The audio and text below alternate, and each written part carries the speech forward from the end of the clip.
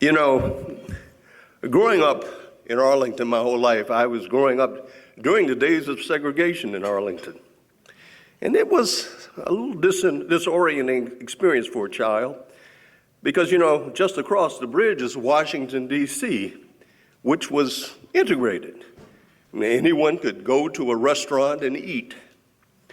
And occasionally my mom and I would go downtown to Washington to shop.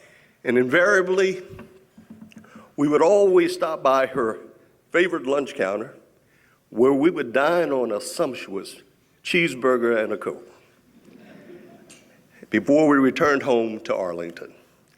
However, I couldn't help but also remember another occasion about the same time when my mother needed to go shopping. And this time she chose to go to Arlington, up to the old Cairns department store, which is located where the George Mason Law School is currently today. And after completing her shopping, we prepared to leave. However, on the lower level of the Cairns department store, as many of you may know, is a lovely lunch counter. And near the parking lot, and it was lunchtime. And because of my experience of shopping in Washington, D.C., I decided to walk ahead of my mom and sit down at the lunch counter. And I was looking for a server so I could order myself a hamburger and a Coke. I can still remember people watching as my mother rushed over to grab my hand and lead me out of the store. And I remember asking, why weren't we eating? And she tried to explain to me that unfortunately we were not allowed to eat and welcome to eat in Arlington.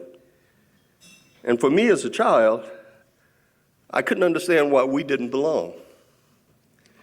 In spite of my memory at the Cairns department store, there's another memory that I want to recall that really shows what Arlington to me is all about. On February 2nd, 1959, 3 young boys and a young girl entered the Stratford Junior High School. And at that moment, Arlington became the first county in the state of Virginia to desegregate. We knew that there was still work ahead of us, and we knew that desegregation was not necessarily the same as integration, and that the battle was far from over. But like we do in Arlington, we kept fighting. The day that those 4 students walked into the Stratford School is sometimes called the day nothing happened. Because there were no protests or negative incidents reported. The state didn't shut down the schools. The National Guard was not called, and nobody blocked the door. The day nothing happened. But I beg to differ. What happened that day is the day we showed ourselves to be a community that would take steps, even if incremental, and hard-fought steps. That day began nearly 2 decades of activism to achieve what we could be called integration. But that's what we do here in Arlington. We don't give up until we are on the right side of history, the right side of inclusion, until we have proven to every person in our community that they belong. It could be easy to rest on our laurels, mostly patting ourselves on the back for how we were in the past. The history of being welcoming, progressive, and cutting edge.